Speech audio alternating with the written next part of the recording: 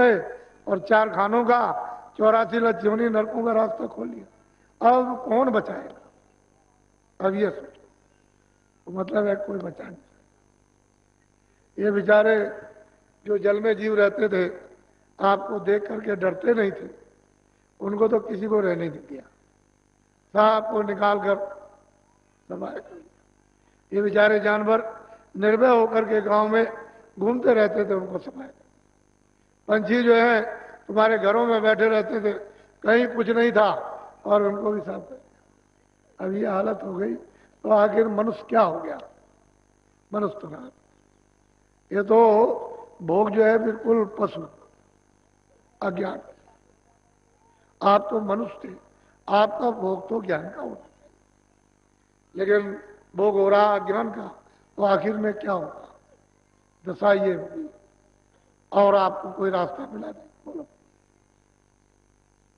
हाँ, मान मनी का रोग पसरिया बड़े बने दिन। और महापुरुष कहते हैं क्या जीव बेचारे झूठा मान मनी का तमाम मेरा मान करो, मेरा मान करो, इसका इसी में सब जीव बेचारे उलझ गए और बड़े बनने लगे, मार खाने लगे। जो बड़ा बना वो मार खा। अरे भाई, यहाँ तो सबकी एक ही घाट की दशा है, क्योंकि मौत के घाट पर तो कोई किसी का नहीं, सबको वही शमशान भूमि पहुंचाना। हम भी तो जाएंगे, हम कौन पट्टा लिखा के आए? अरे किराए के मकान में आए, अपना काम कर लो, यही बहुत सारी है। और अपना काम करने के बाद किसी और का बन जाए, उसका काम कर दीजिए, नहीं तो एक किराए का मकान दो, जब पूरा होगा कहेगा अच्छा अब हमारा हमको दे दीजिए, तो उसकी जय जयकार होगी, अच्छा हुआ आपने ले लिया अपना मकान। तो अपना काम कर लो, मकान उसका दे दो हंसी खुशी से, रो गाओ मत, जिसका मकान उसके सोच कर। तब तुम बड़े बुद्धिमान और चतुर हो और तुमने बुद्धि से काम ले लिया और तुमने अपना काम नहीं किया। और जब वो आया कि मकान दो, तो रोने चिल्लाने लगे, कहले ऐसा नहीं वैसा नहीं, अभी नहीं, जब नहीं। अबे तो कब? वो तो घाट सबका एक ही है, दो घाट नहीं है। लेकिन जो जीते जी मर जाते हैं, वो मरे हो जिए क्या चीज? वो तो जीते जी मर गए। जब सूरत को शरीर से नाम से जोड़कर अलग कर दिया, तो जीते जी मर गए। वो तो बिल्कुल ऐसे ही अलग हो जाती है जैसे मौत के वक्त अलग होती है। ऐसे ही नाम की डोर पकड़ के चल जाए, शरीर यहां बैठा रहता, उसकी संभाल ऊपर के सब लोग करते हैं, कोई छुए नहीं, कोई छेड़े नहीं। एक महात्मा जंगल में गए, तो वहां साधना कर रहे थे गुफा में। तो उनकी साधना को उनको देख करके बिल्कुल अचेत पड़े हुए थे। तो हम बाहर आए, उनके शिष्यों से पूछा, कह लगे आप कुछ बोले तो नहीं? मैंने बोला तो मैं कुछ नहीं, मैं समझता हूं कि साधना कर रहे हैं। अब ऐसा मालूम होता है कि शरीर में नहीं। तो वहां सब रक्षा करते हैं, कोई आदमी, कोई यानी जानवर, कीड़ा कोई बोल नहीं सकता, बिल्कुल एकदम सब रक्षा होती रहती। और जब तक वो विचरण करेंगे तब तक करेंगे, और जब उधर से लौट के आएंगे तो कहते हैं जीवत मृतक हो रहो, तजो खलक की आस, समरथ रक्षक सदगुरु मत पावे दुखना। जीते मरे। और वो कैसे? सूरत को नाम के साथ और नाम पकड़ के ले जाएगा, शरीर से निकाल देगा, तो फिर ले आएगा, फिर निकालेगा। उसका रोज रोज का नित्य प्रति का ये काम कि ले जाएगा, ले आएगा, ले जाएगा, ले आएगा और जाएगा, आएगा जाएगा। ऐसा नहीं कि आप वहीं रह जाओ, यहाँ अवध को पूरा करो, ऐसा नहीं। जाओ लौट के आओ, फिर जाओ, फिर लौट। जब पूरा समय होता है चले, तो तैयार बैठे रहते हैं हर वक्त कि जब भी आदेश और जब भी समय पूरा हो जाए फौरन यहाँ से निकलो। तो जब समर्थ कोई मिल जाएगा, तो ये तुमको रास्ता आने जाने सिखा देगा, ले जाएगा और फिर निकाल देगा और ले चलेगा। तो जीवत मृतक हो जाओ। मरने पर तो सब मरते हैं, लेकिन जीते जीव अलग हो जाओ। बोलो। छोटा रहे चित्त से अंतर, शब्द माहित बसुर। हम आप लोग कहते हैं भाई छोटे रहो, सब छोटे रहो अंदर। चित्त से छोटे रहोगे मैं से।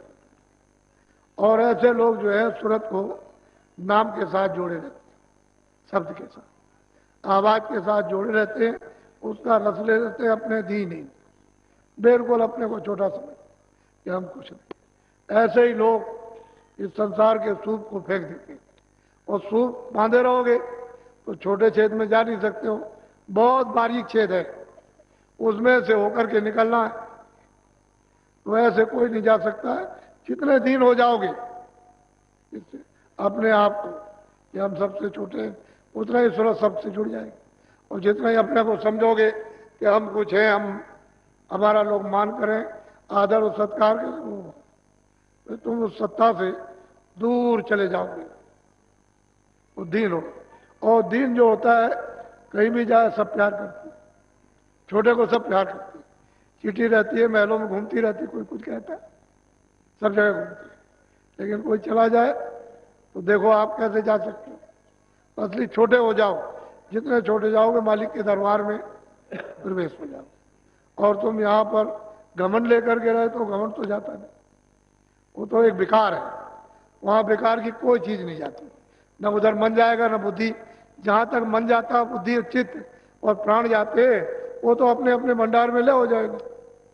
सूरत तो अकेले आई, और जब आकर के इसको कपड़ा पहनाया तो इनको लगा दिया, मन को लगा दिया, बुद्धि को लगा दिया, चित्त को लगा दिया, प्राणों को लगा दिया, और नीचे उतार दिया। अब लेकर के ऊपर से आई, इसी तरह से नीचे जब चढ़ाई हो शब्द के द्वारा तो उतारते चले जाओ, अपने अपने भंडार में पहुंचा, तो ये जीवात्मा अकेली हो जाए,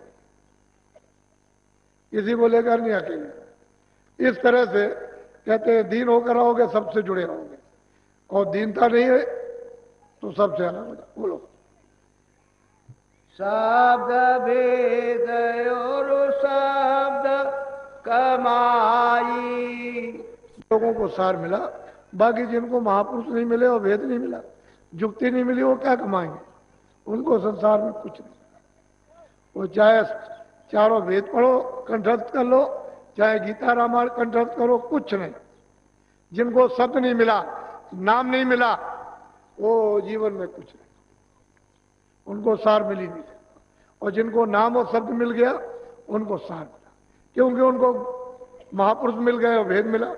फिर कमाई की, ऐसा नहीं कमाई नहीं कमाई, अभ्यास किया, साधना की है, भजन किया, तो उनको सार मिला।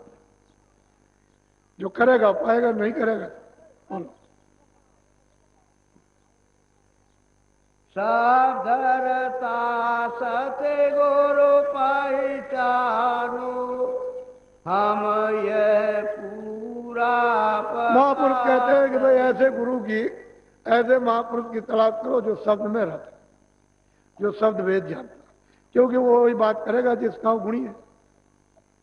जिस विद्या को जानता है वही बात ले आएगा, दूसरी कोई बात नहीं करेगा। सारी रचना ही जब शब्द की है, जब नाम की है, आवाज की है, तो आप यहां भ्रम क्यों रहे हो? आप इस खोज से अलग हो और देखो कि चेतन शब्द की रचना का विस्तार किस किस तरह का है, उधर देखो। तो जो जो इसको, इस भेद को जानते हैं वही आपको बता सकते हैं। कहते हैं कि ऐसे महापुरुष की तलाश करो जो शब्द में रहते हैं, जो शब्द में जुड़कर और उसमें लय होकर और निकल गया, पार हो गया, और सच्चे प्रीतम को जिसने पा लिया अमरलोक में, अपने देश में जाकर, और आता और जाता। ऐसे की जरूरत है, और ऐसा नहीं मिला था कुछ। बोलो खोलो आके निकट ही देखो, अब क्या खोलूं। महापुरुष कहते हैं कि भाई जब तुमको ऐसा भेद मिला तो अब क्या जल्दी करते, देर करते हो, जल्दी करो। कहते हैं कि आंख खोलो अंदर की, जल्दी से जल्दी, थोड़ा सा कर्म करो, थोड़ी सी, थोड़ा सा अभ्यास करो, थोड़ी मेहनत करो, थोड़ी सी, और सहयोग ले लो, उसमें मतलब दया शामिल कर लो, तो आंख खुल जाए। कहते हैं निकट ही देखो, दूर नहीं है, पास। लेकिन पर्दे इतने पड़े हुए हैं कि मालूम होता है वो इतना दूर है हमसे। जब वो कोई पर्दा नहीं रहता तो जैसे सूरज दिखाई देता है, ये सब मंडल इसी तरह से दिखाई देते हैं जैसे मतलब है सामने सूरज दिखाई दे रहा, और तरह तरह के बादल आ जाए कई बात के तो सूरज हमको दिखाई नहीं देगा, क्योंकि सामने पर्दा आ गया। तो पर्दे पड़े हुए हैं, हर मंडलों पर पर्दे पड़े तरह तरह के, वो अगर पर्दे हट गए तो सीधा किसी को भी देखो, ईश्वर को देखो, ब्रह्म को देखो, पार ब्रह्म सृष्टि देखो, उसके परे की, और मतलब ये सत्पुरुष का दीदार दर्शन को, सीधा कोई पर्दा नहीं किसी पर। फिर कुछ नहीं कर रहे हो, फिर ये खाली जा रहा, फिर आपको कितना समय लगेगा इस शरीर में आने का, कोई उसकी गिनती है, कोई है तो हिसाब नहीं। इसलिए इस तन को अमूल्य समझो, बहुमूल्य, इसकी कीमत नहीं कोई दे सकता, क्योंकि हीरे जवाहरात की तो कीमत आपने लगाई, लेकिन कहो कि हम ये सब रखते हैं, इसको खड़ा कर दो तो कोई नहीं खड़ा करे, कोई नहीं कर सकता। बोलो। आगे भागे तुम्हारा प्यारी, नहीं परखो तो जून। कहते हैं कि आगे है सूरत, है जीवात्मा, है मनुष्यो, तुम्हारा भाग है अगर तुमने नहीं इस समय मनुष्य शरीर में परखा, पहचाना महापुरुषों को, तो फिर जोन कहते हैं 84, और नरक कहते हैं उन जोन में तुमको वासा मिलेगा, फिर ये अवसर फिर कभी मिलेगा, कभी नहीं मिलना। तो आप लोग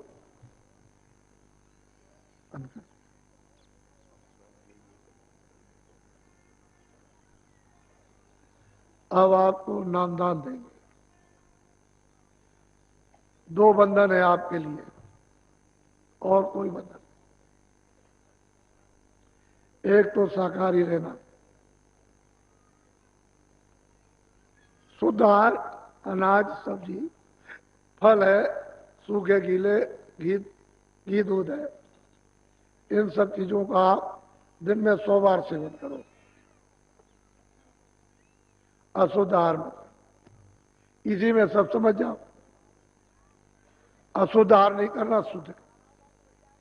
दूसरा ये बीड़ी, तंबाकू, हुक्का पी सकते हो, हमने तो कभी पिया नहीं है, पर ऐसा कोई भी नशा, कोई नशा हो, इससे कोई मतलब नहीं, ऐसा कोई नशा मत करना जो बुद्धि पागल हो जाए। ये 2 चीजें मना है। बाकी घर में चोरी चमारी, मारपीट, लूटमार, गाली गलौज, ये तो अब माँ बाप बच्चों को ही सिखाते रहते, हर जगह सब जगह ये कहते हैं ये मत करो, ये मत करो, ये मत करो। तो वो तो मतलब है कि मनुष्य का कर्म है, वो तो आपको हर जगह मना किया जाएगा। पर शाकाहारी रहना और नशीली बुद्ध नाशक चीज से बनेगा, उसको नहीं। बाकी घर बार में रहो, बाल बच्चों में रहो, खेती दुकान दफ्तर का काम करो, और बच्चों की सेवा करो, ये सब आप करो। उसमें 24 घंटे में 23 घंटे तो ये काम करो, और 1 घंटा भजन के लिए आप बचा लो। वो भी है 15 मिनट, कभी 10 मिनट, कभी सुबह, कभी शाम, कभी दिन में, कभी रात। तो 1 घंटा पूरा करो पहले, 1 घंटे में ये काम करो, तो आपका घर बार भी नहीं छूटा, और आपको कोई नुकसान भी नहीं, और समय तो आप बचा ही लेते हो। वो तो बेकार समय चला जाता है, क्योंकि उससे कोई आपका काम तो है नहीं, और जब आप भजन करोगे तो आपके काम आएगा, आप ही की चीज आपके काम आ जाएगी। तो 1 घंटा समय बचाओ। जब भजन होने लगेगा तो तुम 1 घंटा क्या, 2 घंटे भी, 4 घंटे भी, 10 घंटे भी समय अपने आप दोगे। हमारे कहने की जरूरत नहीं है, फिर 10 घंटे भी लग जाओगे, 4 घंटे भी लग जाओगे, फिर तो अलग बात है। तो चीज ऐसी है कि जब वो मिलेगी, जो नशा और मस्ती चढ़ेगी, वो मतलब ये है कि उसके सामने कोई कुछ नहीं, वो तो है। लेकिन 1 घंटा समय बचाओ 24 घंटे, बस। और कोई बंधन तो है नहीं। हम तो किसी को साधु बनाते नहीं, ना अभी तक किसी को बनाया। वो गुरु महाराज के पास आए थे, उन्होंने कहा था कि अरे भाई क्या करोगे, भजन ही कर लो,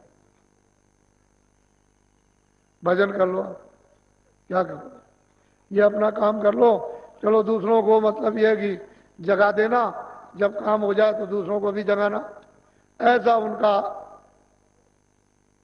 उनकी इच्छा थी। तो अब जो उनकी इच्छा थी वो किया। आप पहले उनको देखिए, गुरु महाराज को कितने सीधे साधे थे, बहुत सीधे साधे। सही बात तो है, इनको कोई पहचान नहीं सकता था, इतने सीधे।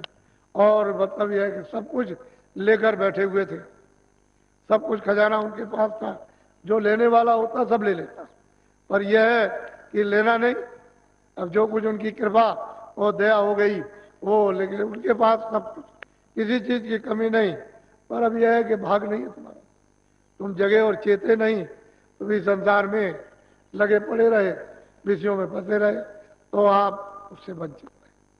तो आप देखिए उनको कितने सीधे और साधे थे, और उनसे ये चीज मिली थी। उन्हीं का ये मंदिर है जो देख रहे हो, कि जो इतनी बड़ी चीज दे सकता है, तो उसकी कुछ ना कुछ निशानी इस रूप में रहे कि भाई ये तो दे के गए थे, और उन्होंने कहा था कि ये हमारा धन दूसरों को बांट देना, दे देना, तुम्हारा नहीं है, तुम इसके रखवाले बनो, और जब दूसरा ग्राहक आ जाए तो उसको ये धन दे। तो ये तो उनकी चीज है, हमारी तो कुछ है। हम तो वैसे भी नहीं चाहते थे कि कोई सत्संग करें, चुपचाप अपना भजन करते रहे और चुपचाप रहे, समय पूरा करना चाहिए, लेकिन उनका आदेश था।